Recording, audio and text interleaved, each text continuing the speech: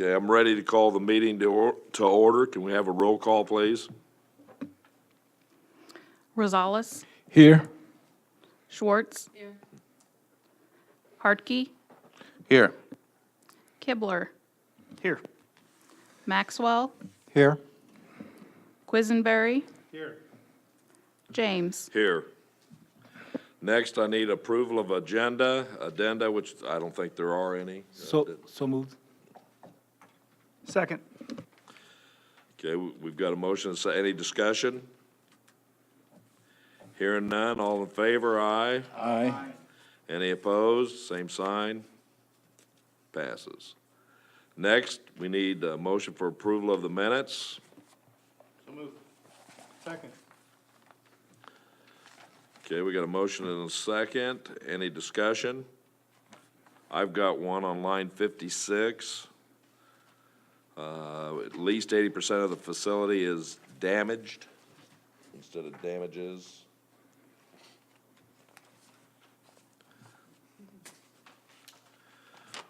Any other? Not, please don't. Any other comment? None. So we've got a motion and a second. All in favor? Aye. Aye. Any opposed? Okay. Public participation? Seeing none, I'm moving on. Communications? Anybody have any communications? I wanted to say thanks again to Ben and Dana. The numbers that came in on that, in the energy efficiency project where we're getting, a less than 6 month payback time, I think is really great. And I think we need a little more recognition because we did get that covered through grants and through energy efficiency. So thanks. Any other comments? Hearing none. We got approval of the contract for the installation of a generator backup system for the IT network at the Brookins Administration Center. We need a motion. So moved. Second. Okay, discussion? Dana, you want to say anything about this, please? You bet. Hopefully on your desk, I have a handout from GHR, reminder that GHR was hired to help us put together the engineering specs for this bid document, see us through the bid, and to help oversee the installation. So this letter of recommendation is from GHR, who was present last Thursday during the bid opening, and is recommending Barber and Diatley to be contracted to do the installation of the backup generator for IT services.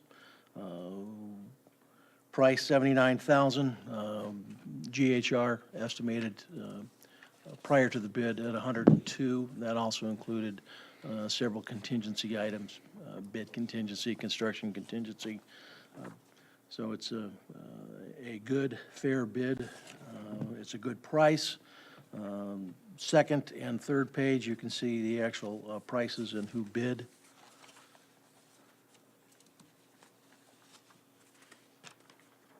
But we would also recommend and believe that Barbara Diatley can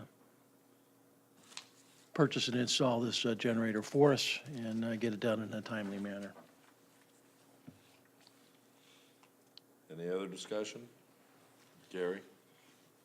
A couple of questions. Did our engineer assure us that the generator that Barbara and Diatley plan to furnish fully meets specs and is good quality?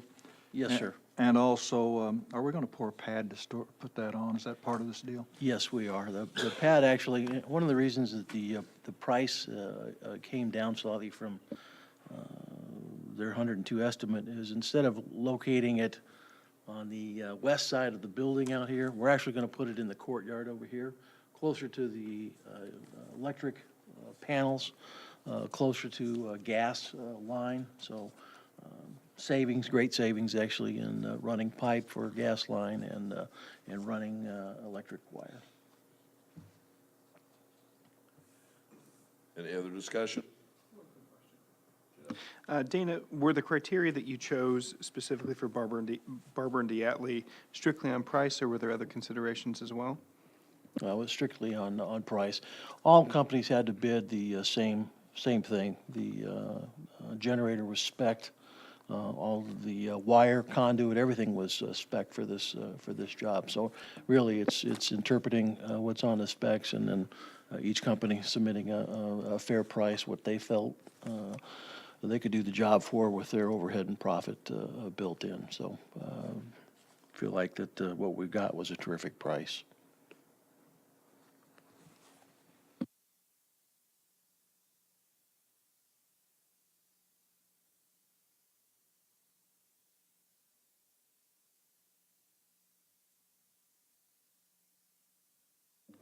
Can now. Go ahead, Patsy. I'm sorry. Did Andy Rhodes have any comments about the bid that you accepted, or any concerns that he shared with you? No, but Andy was involved with, throughout the process, involved in our meetings with GHR, sitting through, assisting with writing specs to make sure that it fit all of his needs. So he and his staff have been involved with the project, so we're in terrific shape. Jay? What was the cost for GHR to do this for us? And is it done, or do they go to that's finished? Their price is not to exceed $10,400.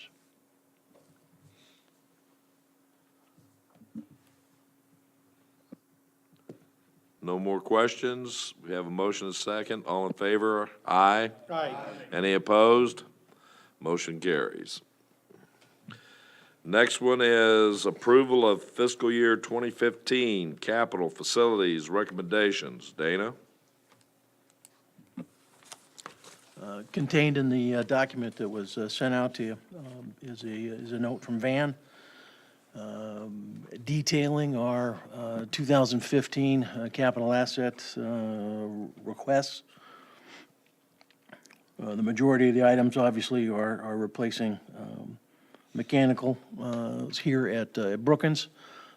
Several of them, you'll note, if you just look at the box, have been here probably since day one of the building. They're 1970 vintage boilers, air handler units, and then we've got some rooftop air handler units that are 1987. All require lots of TLC to continue operation. We should be, and we will look to see if we can get some payback from DCEO with these purchases as we would if we move forward.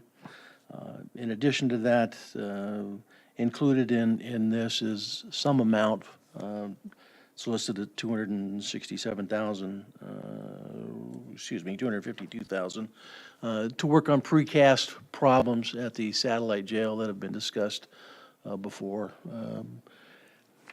That's an estimate, folks. It may be more than that, but we need to plug a number in to get this ball rolling as we move forward. Dana, the satellite jail, that water heater, how big of a water heater is that, gallon-wise? It's a couple hundred gallons. I don't remember the exact number, but it's got some age on it. It's been repaired a number of times. It's continuing to leak, and before it has a major fall apart, we need to get it replaced. And these, I know we've got other equipment probably, other than here at Brookins, it's probably getting old also, correct? Because if I remember some of my stuff from Mr. Reinhardt. The items that listed on the first page of Van's note are the older items, mechanical items for this building. So once those will be replaced, then this building is in pretty good position. That's pod 200 and pod 300. You've got a large air handler on top of pod 400, and then you've got about it's 12, I can never remember the exact number. It's either 12 or 13 units on pod 100 that they're newer, but they're certainly up there in age and need to be looked at. Any questions of Dana? Gary? I'll specifically mention the water heater at the jail, but same question could apply to some of these other items. Can we just replace that water heater in kind, or are we going to have to do some engineering as well as maybe some replumbing to make that thing work? Well, it's an excellent question. Plumbing-wise, no. We'll be able to plug it, whatever one we purchase, to replace directly in. But depending upon the shape, the configuration of a power vent for a new one, we may have to do a little manufacturing for that vent hood, but it'll be minimal. Follow-up, so you don't think we'd have to necessarily hire an engineer? We can do it with a good sheet metal worker? I agree. I think what we can do is it's over our bid, it's over $30,000, so it'd have to be a bid item. But I think we can specify what we're looking for with a range and have a company give us a good price, fair price, and do the installation. That's more questions for Deb. We know that there is no money in the budget for that, because even what we looked at last week, we don't have money for. So when we're looking next week on the 9th, are we going to have a list of all these items so we can decide which one of them because honestly, that could be really nice to replace all these, but we don't have the money. So are we simply going to have a list of all these, or is that going to show up as one line item of whatever, 800,000 coming from facilities? There is 532,610 already in the 15 budget, and what you'll have next week is a request from this committee for the funding that this committee requests be included in next year's budget. And no, I was not going to include the list, but we certainly can include it as an attachment. I thought you said that you fully funded that capital asset replacement this year, unlike previous years? Right. So do we not get a full list of everything that's beyond the usual 2% or whatever? I don't know what the standard. So wouldn't that 500 would be part of that list? Because we know we're going to have to cut something. So I would prefer to know more specifically what we were thinking of funding before we cut it. The facilities capital budget summary includes everything that leads to that total number. So that can be updated and provided in addition to the other information that you get when you're looking at finance at how much to appropriate. You're not going to decide it next week, most likely anyway. And you would not, I mean, we don't provide the board with the full list for every department capital budget of all the items included, because it would take probably a couple hundred pages to list it all, because it's individual technology pieces and things like that. So what you know about that is that you're fully funding all future reserve, and it excludes capital facilities for everything else that's funded through the capital fund. You will also be provided with information about what it would cost to fund only the current items that need to be replaced next year. Does that answer your question? Yeah, I'm worried. I mean, I know we're going to have to cut. So unlike last year where we pretty much could manage with the optimistic anticipation of the fee increase, we were able to fund pretty much everything we wanted to. We can't do that this year. Still didn't fund future reserve, though. Right, I know. So this year, we definitely know that this is not happening. Like, we have to cut something. And I understand we don't want an overload of information, because we have to but we want to make an informed decision. So I'm trying to think how to make a list, like when you do the spreadsheet and we say, okay, how do you move money from here to There is there? already a spreadsheet like that that will be with the finance agenda. And if you find it doesn't have enough information, but quite frankly, if finance decides it's only going to spend $620,000 of the $800,000 that this committee requests tonight, I would expect it comes back to this committee to decide exactly how it will spend Okay, that so money we don't have next to year. decide what I don't we think don't you have to fund. do that at finance, no. Well, I understand we have to do it finance, but before we vote to move this to finance, I don't want to vote to move anything that I don't know how I'm going to handle. So that's all. I mean, I understand it's a finance decision, it's not facilities, but we're supposed to vote now to say, let's request that from finance. Right. And so I want to make a reasonable request. Right. That's all. So I have another question. So if we use these 532,000 of future reserves, is there anything left for a rainy day situation that we may encounter that is not appropriated for? That information is all in the Capital Asset Replacement Fund budget summary, which you received last week. It is a fund balance that continues to decline if we don't budget for future reserve. But when you budget the 532,000, that's only for what you will do. For facilities, all you're doing is budgeting what you're going to spend next year, because you can't even cover what you need to do next year at this point. So there's no future reserve for facilities. It's all for all the other items in the Capital Asset Replacement Fund: technology, vehicles for certain departments, equipment that has to be replaced that is more expensive than $5,000. That's what's in the rest of the Capital Asset Replacement Fund. Facilities is kind of an isolated department within the fund, and we don't have any future reserve for facilities. Okay, thank you. One thing I certainly like about 4 of the items on this list is that they're all dealing with energy efficiency, which is 2 things. One, there is a good chance we'll get at least something from DECO or CDAC or someone to help us pay for these things at these estimates. I mean, on one, it was 19,000. On another, we've found out that it's almost going to pay for itself. And another thing about it is that it's eventually going to lower our overall utility costs, which starts getting less money in just paying for energy and more money towards these other repairs and equipment needs that we're going to need in the future. So to me, at least those 4 items are certainly good ones to go at. Again, Ms. Busey's point is very accurate in that we are budgeting an amount to request. That doesn't mean that we are not committing tonight that these are the 4 or 5 things that we will definitely pay for next year. I mean, when Dana came in, we reorganized completely what we ended up paying for in 14 than what we committed to last year in budget. We're just setting aside a chunk of money, basically, in my mind, and this is how we're justifying that chunk of money. But if we come across something else that blows up and we can't pay for these, we'll have to pay for that first, and then we'll run out of money. But as a member of facilities, I'm for requesting larger than we think we're going to get, but I want to be reasonable as well. But as a member of finance, that'll be our job to decide how much we can throw at facilities. Quiz.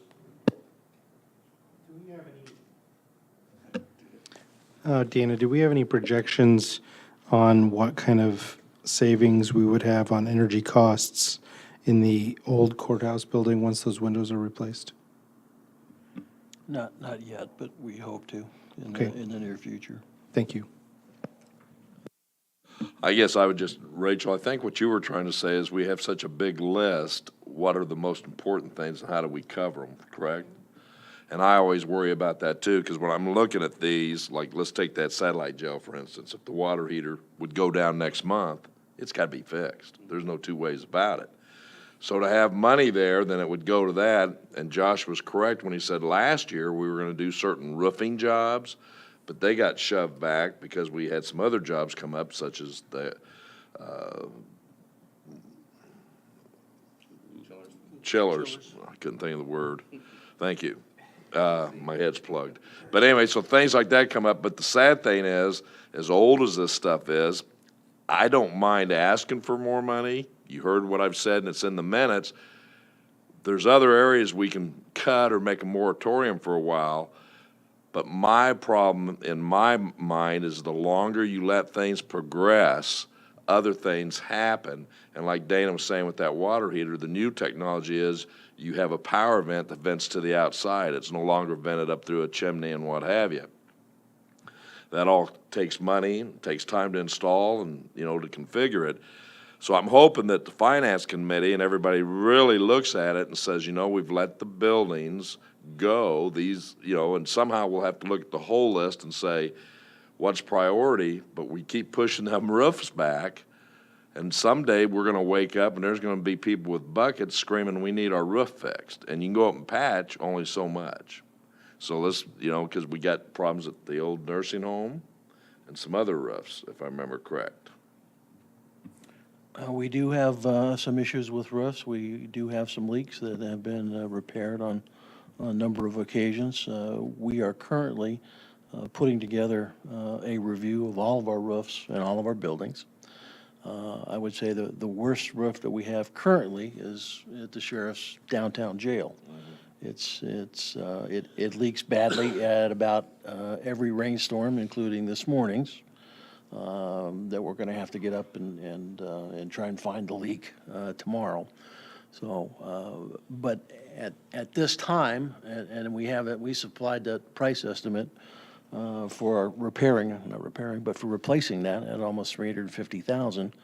We're going to delay that until we understand what the master plan is, and what the long-term determination for that building actually is. There are other roofs that are in bad shape. You've got Elias, we talked about briefly at the last facility meeting, is in bad shape. Not the new part that was put on by Elias, but the old annex is in terrible shape.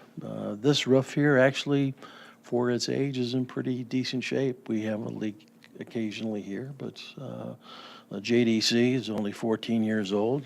You got to believe you can get 20 years out of a ballasted roof. At least that's what you hope. It's not had many leaks at all.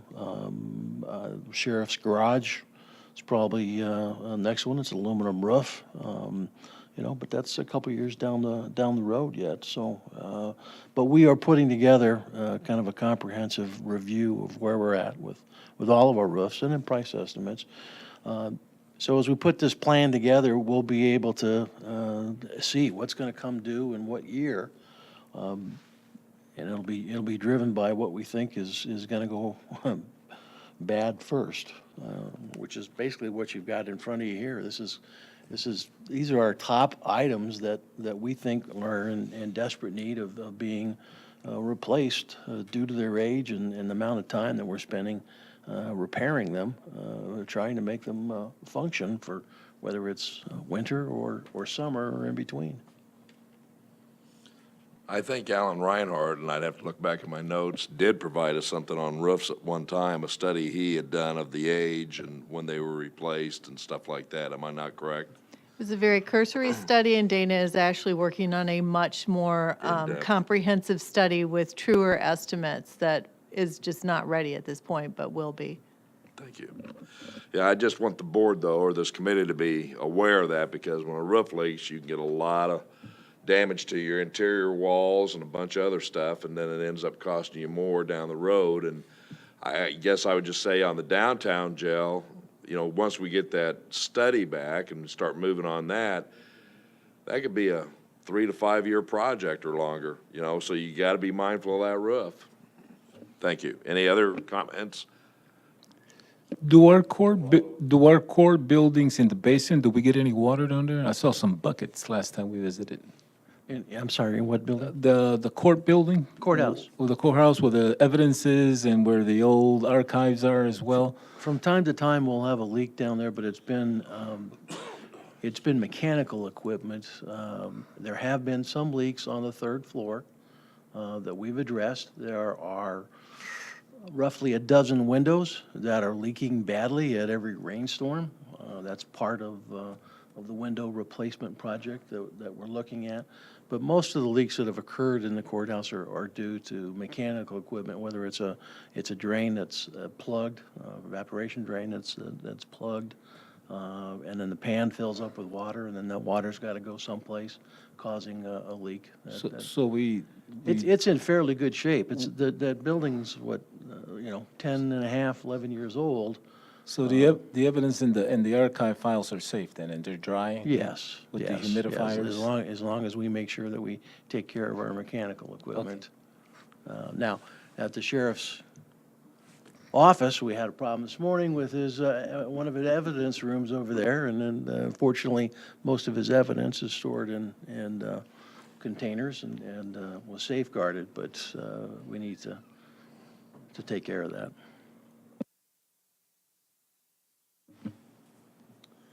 I'd like to make a motion that we put $800,000 into the general corporate fund as a transfer to the capital asset replacement fund, as well as $255,000 to be budgeted in the court's construction fund for next year. Got a motion and a second. Any more discussion? Patsy? Yes, I have a number of questions. I'd like to understand better where these estimates came from. The estimates for the equipment, mechanical equipment, combination That of, totals, I think it says 800,000. Yeah. the mechanical equipment is a combination of vendors talking to, and some of Alan Reinhardt's prior work, working with his staff, our staff, and Kirk. So you've already spoken with vendors about these issues? Trying to come up with price estimates for replacement equipment, yes, ma'am. Okay. And everything that I read on this list is intricately, yeah, it really is intricately involved in any decision the board ends up making related to the jail and where expansion will occur or not occur. And so I was somewhat Pat. relieved that you mentioned that there would be considerations on what might be determined to be done to the jail in relationship to some of these repairs. For example, if we're going to tear down the downtown jail, why are we repairing the roof? And if, Patsy, if I might interrupt you, you might want to look at that one more time. The only thing at the thought I saw sheriff's it. downtown jail is the roof that we highlighted. It's our absolute worst roof that the county has.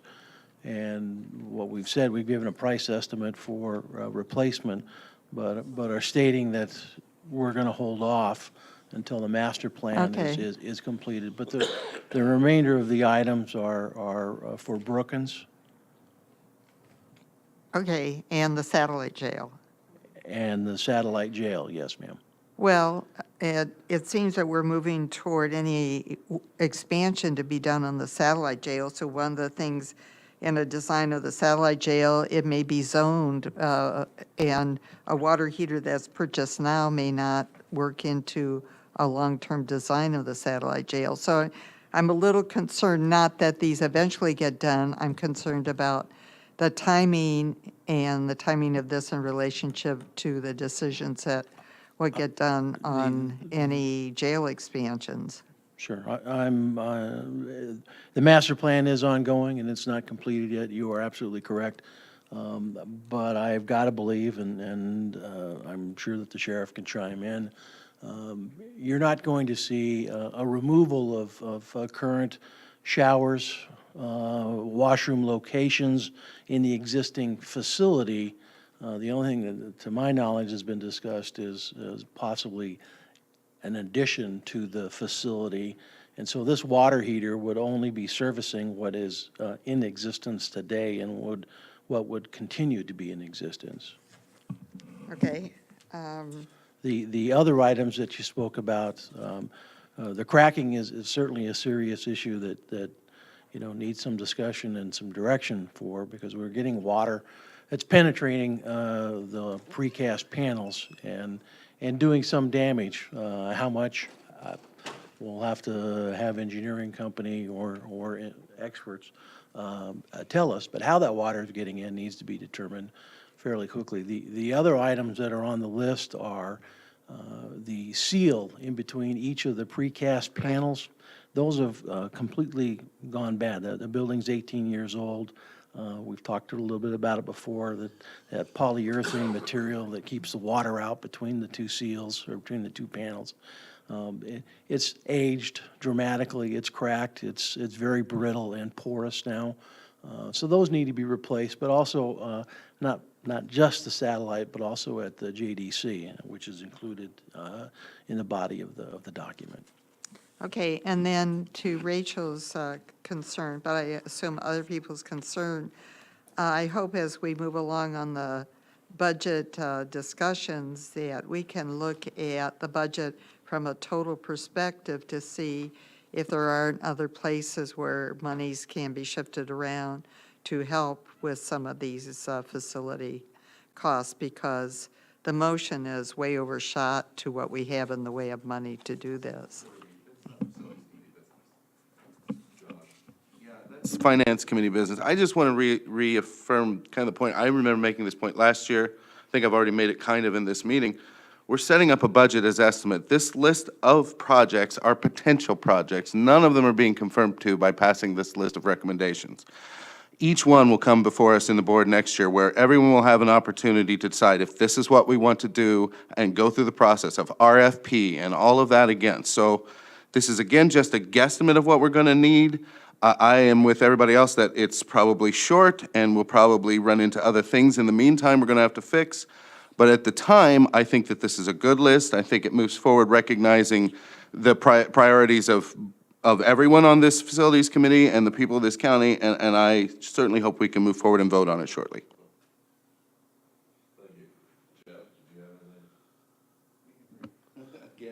Anybody else? Gary?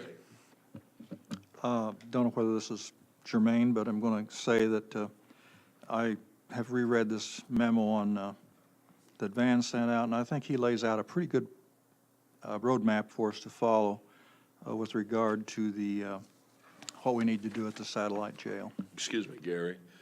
That's going to be our next subject, so can you Okay. hold that thought, please? I will. I Thank didn't you. mean to cut you off, but we're getting off base here. Okay, so we've got Rachel, go ahead. I just have a quick question to Deb. So if we put, I just want to check that I understand what Josh was saying, if that's true or not. Let's say that we put this in the budget and it passes the board and so on, and then next year we come around to doing that, and, okay, I understand we need an RFP, but wouldn't that be just a facility? It wouldn't be a board, because there is no budget amendment necessary once it's in the budget. Is that correct? Right, there's no budget amendment necessary, but ultimately the county board approves. I mean, this committee can release an RFP or a bid, Okay. but the approval of the contract that results comes here and then is forwarded to the county board. So you would still be, the county board would still have to vote on any of these projects. Right, but chances are, like the contract today, it would be consent agenda, and almost nobody's going to read it and say, oh, I want to object to that one, and we'll say, you know. Yeah, because you are establishing here, Dana has provided the priorities. These are what you should expect to see next year. If there's an unforeseen circumstance that comes up that precludes one of these being done, that's going to be discussed here at facilities. But yes, you're right. My only concern is because we have two big studies, internal studies, the roofs and the nursing home that are not done, we don't really know that these are the highest priority. Out of what we know, these are the highest priority, but we don't really know what we don't know. So what I'm concerned about, and that doesn't preclude me from continuing to think about it, and as this comes up, I say, oh, by the way, did you look at the roof? What do you think? Do you still think the boiler is really important? But that is something we have to have in the back of our minds.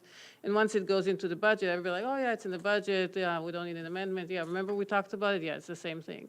So I'm concerned about not having the full picture. And so obviously, I trust Dana that when he finishes his roofing, he's going to re-optimize it, and then he's going to say, oh, you know, the boiler that I thought was really urgent, now it's not, it's the window. I get it.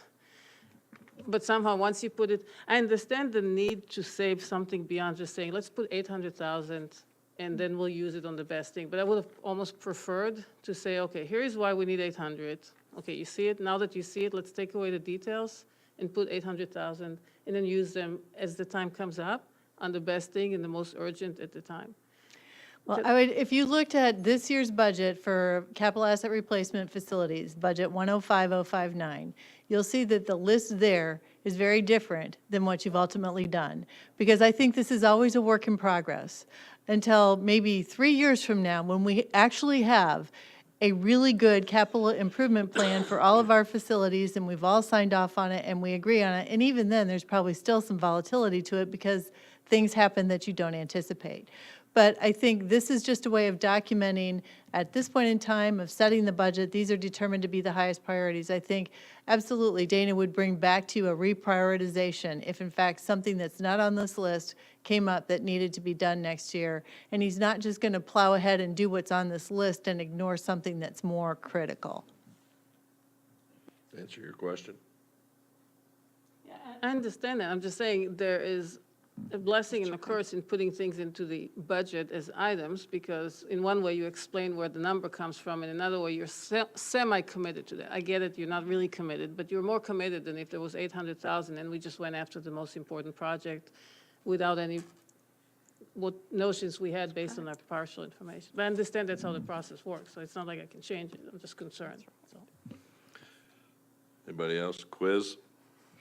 Yeah, I just want to say for the public's benefit that the risk of the consent agenda only exists if something passes unanimously from this committee. So if someone has a concern, they can vote no, and that means it doesn't go on the consent agenda.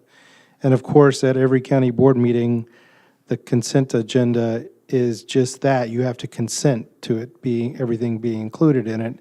So if there is a contract that's on there that was unanimously passed here, any county board member can say, I wish that to be removed from the consent agenda. So the risk is only that the county board members are not doing their job and reading their packets and letting things go by without acting on them.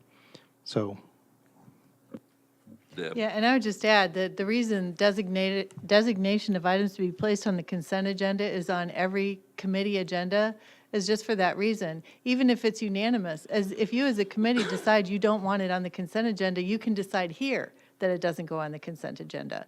And you have a second opportunity at the county board meeting to pull anything off of the consent agenda. And we have done that lately.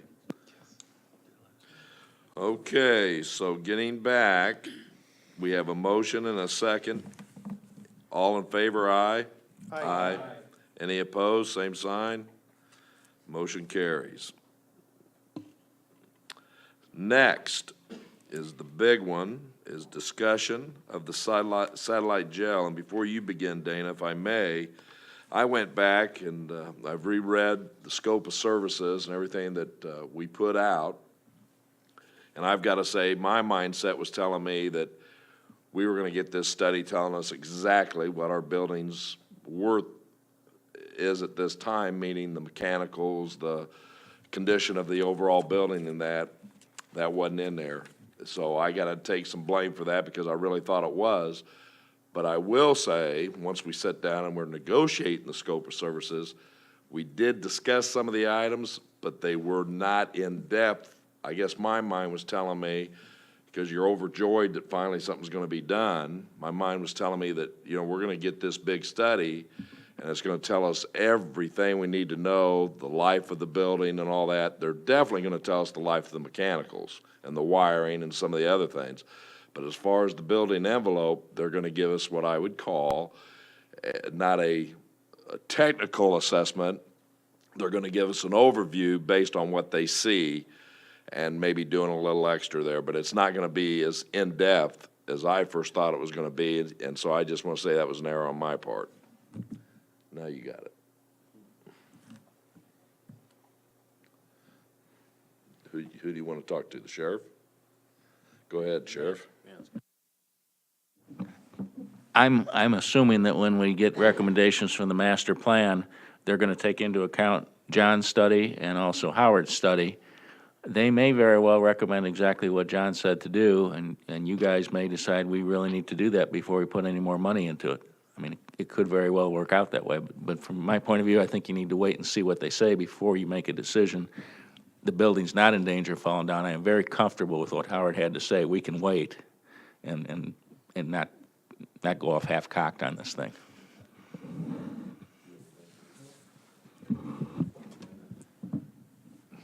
And if I could add to that, the memo that I sent you for this meeting preceded us meeting with the Gorski Reef Stick team.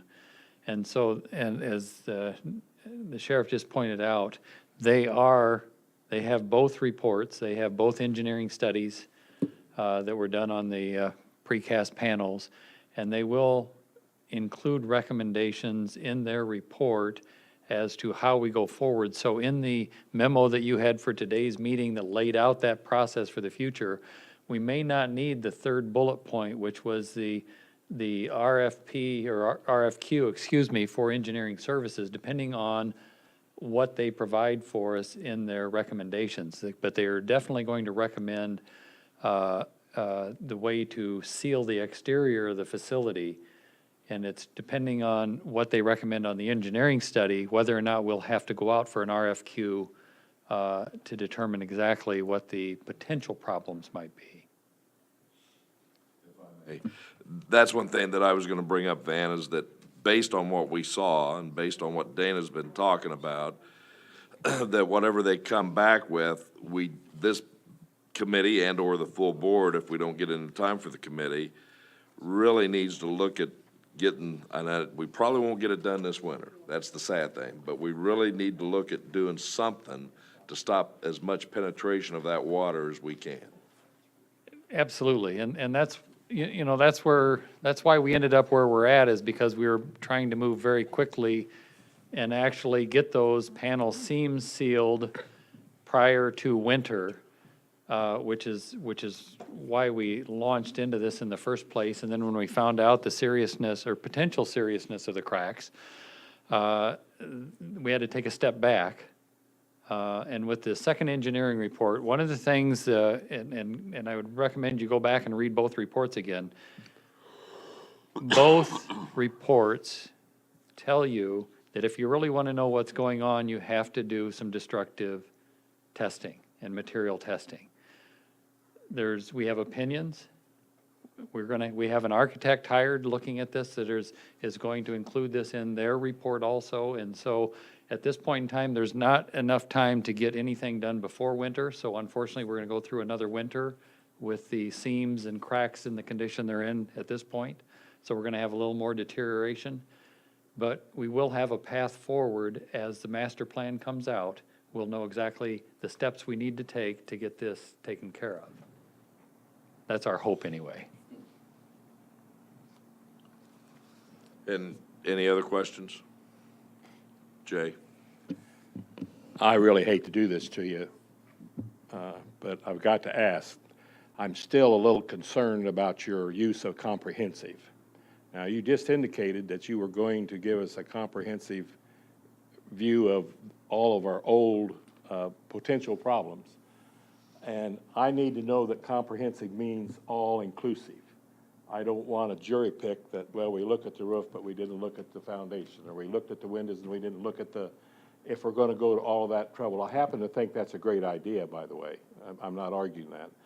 But I look back in the minutes, and it is definitely, Stan, you're not all wrong, on the minutes of Facilities Committee of August the 5th, with a discussion and some questions by, I wouldn't need to tell you who may have asked the questions, but Mr. Kimmy stated that they were working to conduct what would be in the best long-term for the facility option for the county.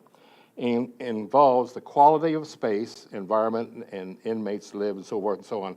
Technical fitnesses of the facility, and will it take and bring both facilities to a point where they are buildings that can be relied on for the next 20 years. We didn't get anything to tell us whether that's going to happen or not, or whether that's even reasonable. And maybe it isn't reasonable. I don't know. I'm not a building person. But my point is, if we're going to do and study, let's have the study. Jay, if I may, what you said there, the technical assessment, they are going to provide that. They're definitely going to tell us the life of the wiring, the mechanical stuff that we have there, the boiler systems. They're going to say, here's how much more life you can get out of this. Here's the cost now. Here is your cost if you don't improve it. I think our logic was, we thought they were going to look at the building and say, you're going to need tuck pointing, you're going to need foundation work, you're going to need, and that was not. That's not a technical. That is a whole different animal. And like I just said earlier, I misinterpreted it. I went in there thinking that's what we were talking about, and it all comes down to some words. But that would be a lot more money because they'd have to do some test borings and all types of other stuff to see if that building, like Patsy always says, what's underneath that building. You can't do that for that kind of money. There's no way. But they're going to give us an overall view, and they are going to give us some stuff. Like, they would have noticed that cracking if we wouldn't have. They would have noticed it, and they would have told us. So that's the page I think we're on. Van? If I can add to that a little bit, you actually are going to get envelope conditions, and they are going to tell you what needs tuck pointed. They're going to tell you, for instance, in the downtown jail, the fact that when that building was built, there's not the control joints to prevent the brick face from cracking apart at like the corners in that. They're going to tell you exactly what needs to be done to those buildings to do that. With the panel cracks at the satellite jail, the problem there is that's beyond the scope of the, when they walk around and do the assessment of the envelope, like at the downtown jail and look at tuck pointing and that, they don't do any, they don't pull bricks out and those kind of things. They're looking at the condition, you know, and from their walkthrough, it's a comprehensive walkthrough is what they call it. But the cracking on the satellite jail is something where they would note the problem. They would tell us, you know, what needs to be done, you know, in their estimation. But what they wouldn't have included in the master planning review is the engineering assessment that you saw in, that one of the engineers said needed to be done. So everything up to that point they would do. They would note the cracks, they would note that it's a problem. They would be able to tell you, you know, that you need to seal them like we already know, but they would come up with ways to seal them. But there's parts of that testing that is not part of the master planning that would be an additional cost. And that's what we're faced with. But for the rest of the envelope issues, they will tell you what you need to do so that those buildings will be serviceable for the next 20 years. Just to reply very quickly, and I'm going to drop the issue because I see it's a losing battle, but if your brick and mortar is falling off your damn building, who cares what the rest of it's going to do? You done? Okay, Geraldo? So is it fair to say that this will be phase one moving forward? Dana? Phase one with the master plan, you mean? Yeah. Well, they're gonna present the plan, the master plan to us for the sheriff to review and the board to review. I think they're gonna make some recommendations about the panels that we'll have to then take on and decide what do we want to do and what are we willing to do. So the decision will be back to us. They will, they'll give us a roadmap to get there, but, you know, the question's gonna come back to us. So wouldn't this conversation is too premature because we haven't seen anything yet? We need to look at what they're gonna provide to us in order for us to ask questions and move forward. You know, I would ask, you know, is Dan satisfied with what we put in that proposal to be submitted to Gorski? Is that what you're looking for in order to move forward on the issue? I am assuming that they may very well follow John's recommendations in terms of get a backhoe, dig out a couple spots, bore into the concrete, and then I'm guessing that may be their recommendation. And then if it is, it'll go to you guys to decide, well, do we want to take that step or not?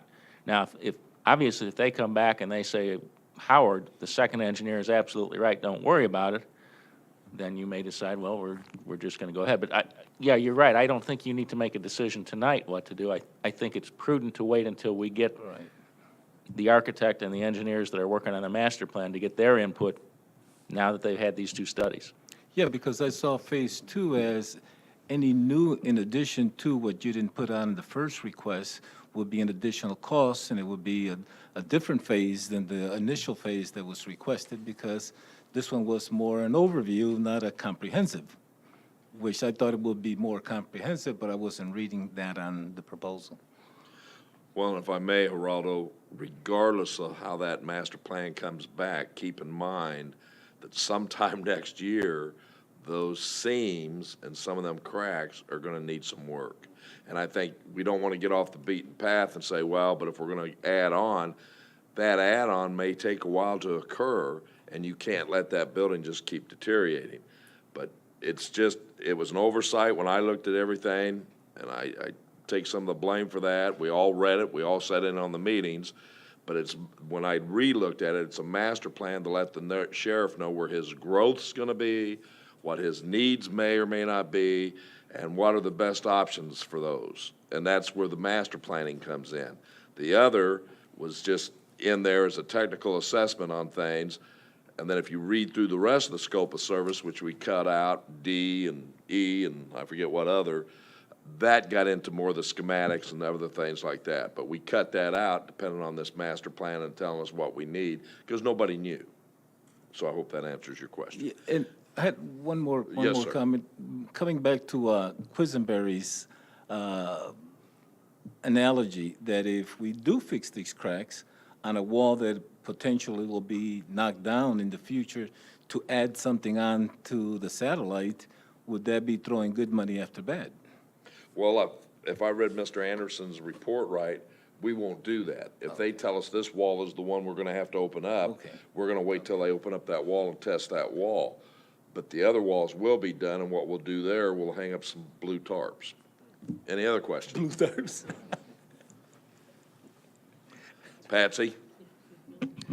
Yes, I hope we have learned a lesson. I'm listening to the interpretation and misinterpretation of this, and this came out of this committee, and there were only 4 people at the committee meeting who voted on it. It was unanimous, and it seems to me that there is great need for more eyes on what goes out, and I'm very concerned about the process that we have set up for ourselves and how we have problems like this, because I agree with the original interpretation when I read the document myself.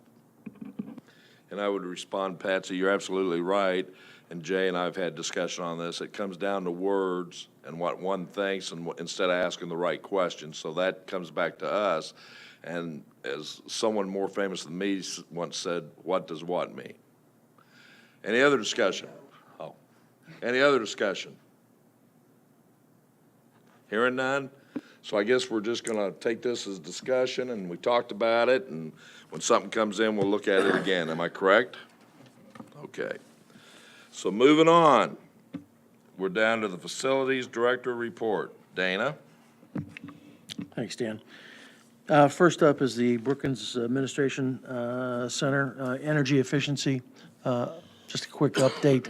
If you'll remember, you passed at the last board meeting with the caveat that we would only move forward with the contract if Alpha Control, if we could get the DCEO grant money, which we did get authorization letter from them for that grant. So the contract has been signed and sent, forwarded on. We're awaiting the projected schedule from Alpha Controls. Hope to have that sometime next week. But that project will get kicked off here probably in the next month. Any questions? None? Okay, Dana? Excuse me. I can wait till the end of the. Okay. Okay. Courthouse masonry project, glad to report that tomorrow should be our final day. We developed a punch list about 3 weeks ago. Walked it briefly this afternoon, going to walk it with IGW again tomorrow and review the list with what we actually see. There were only a couple items left on the list that were not quite completed, but should be finished up, I'd say, by noon tomorrow. So that will be coming off the list, but they've done a nice job with getting that building ready for winter. Tuck pointing looks good. All the new expansion joints that were cut into the old portion of the building look, I think, phenomenal, and it will serve us well for the next 15 to 20 years, certainly, before you have to go back and tend for the expansion joints, certainly, because it's polyurethane again, and it only lasts for so long. So, but Do they have any extra that we can use?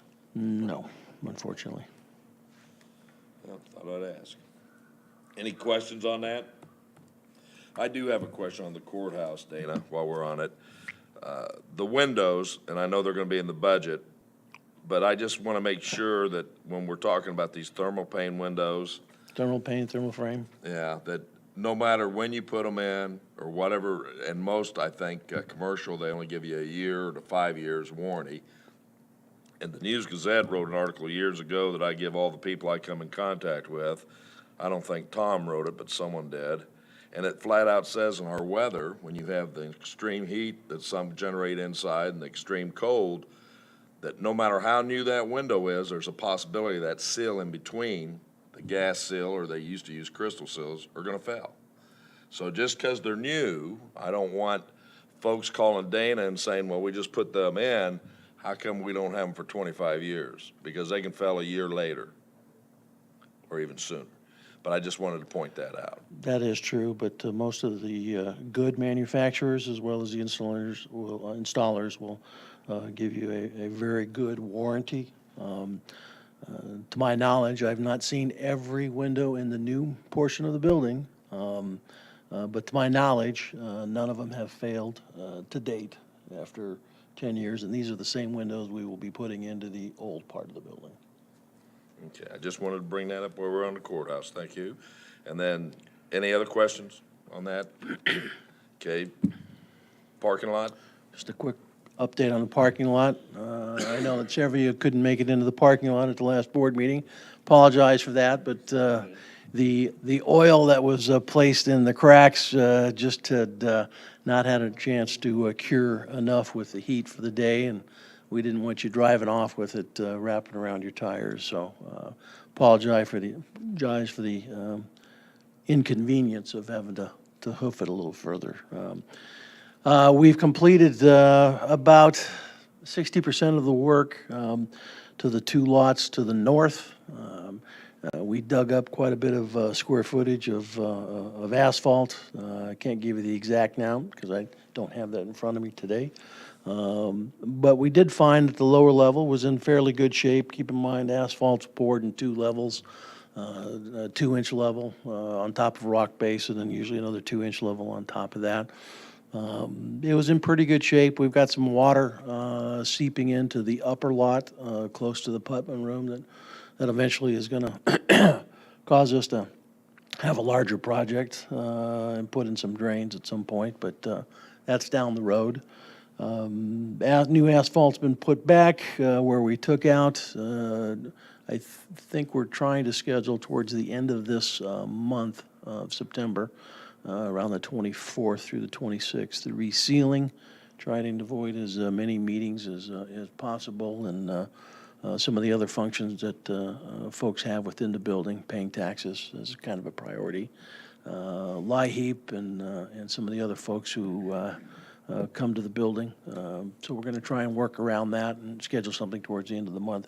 But resealing, actually, the two north lots, but as well as the lot that's out off of Washington, and restriping. So try and get that done in a 3-day period. We'll have to inconvenience the public coming to the building over those days, as well as the staff, but we made allowances to park on the grass 2 weeks ago when we started this project, so we anticipate handling it in the same manner. Who's going to be doing the ceiling? Dunn Company, they were the low bidder. Any questions? Jay? Just for the record, I noticed the other evening exiting the building in a rainstorm that the pipe that was supposed to hit the barrel, I assume that's in the area that maybe you're having an issue with. The water wasn't going in the barrel, just so you know that. And I wasn't able to fix that for you, by the way. So he asked. So noted, but it's been 2 weeks. You haven't come back. That's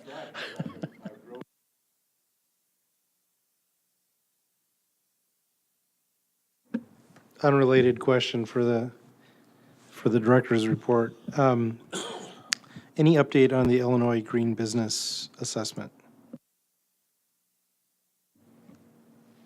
The quick update I've got for you is that we've kind of taken a summer pause. Ryan Wobbler, who we had been working very closely with over the spring, has taken another position within the state has moved to Chicago, and we have been shifted over to another person within their office. They reached out early last week, making contact via email, and we've got to set up a follow-up meeting, hopefully next week sometime. So we got to get back on it, but the summer was busy from them. Ryan had other priorities, so we'll get back to it this fall, finish it up.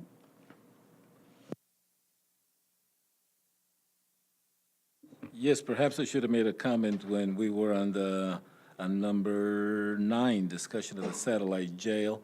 There was another proposal that Dan sort of wanted us to look at, and I believe it was going to be coming out of his budget. So what do we do with what we already accepted with Fraunhofer and Engineering Resource Associates? Dan, he's talking about this report that you had, this engineer, WJE. You Yeah, want to that- address that? That's Howard, I forget his last name. Hill, thank you. After I saw that first report and the board meeting where we talked about the House of Cards, I was concerned. I've got employees and I've got inmates in this building, and I wanted to be sure it wasn't going to fall down. So that's why I went and got what I think is a national expert on this type of thing to come down and take a look. And that's what I'm saying. I think you got plenty of time to make a cautious decision, think about it and make a cautious decision.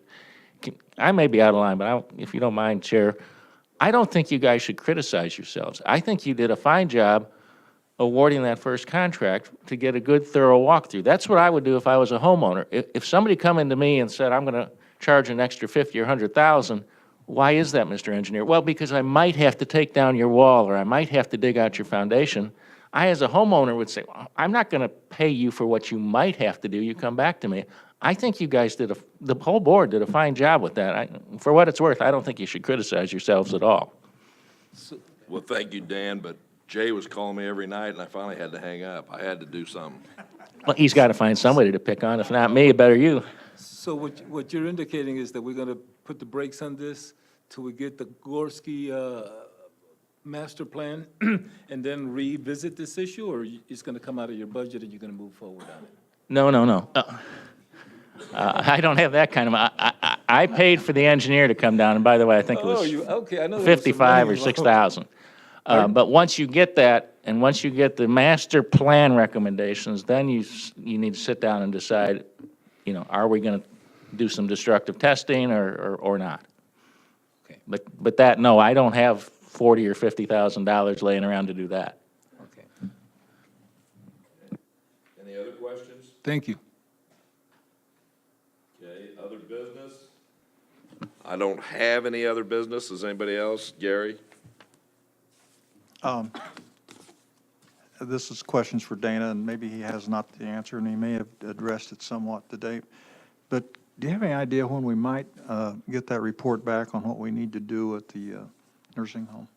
Thank you.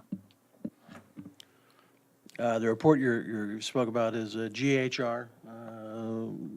Jim Gleason is doing an evaluation of all the mechanical, electrical, plumbing, fire, laundry, et cetera, within the nursing home. He had hoped to be able to provide that to us by the middle of the summer.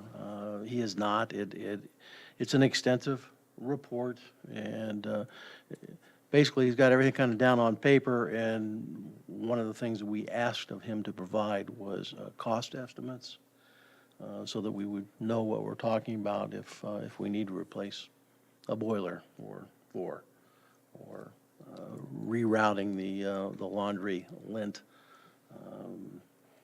So all of those things. So it's taken more time, but I think that the final product will be worthwhile. It'll be worth the wait. And yeah, I would have loved to have had it a month ago, but I also want an accurate document that is descriptive and has priorities that are laid out. Any other questions or comments? Hearing none, I'm moving on down to the chair's report, and it says future meeting, but I want everybody to know that should be back to the future. It's listed as Tuesday, September the 2nd. can make that meeting.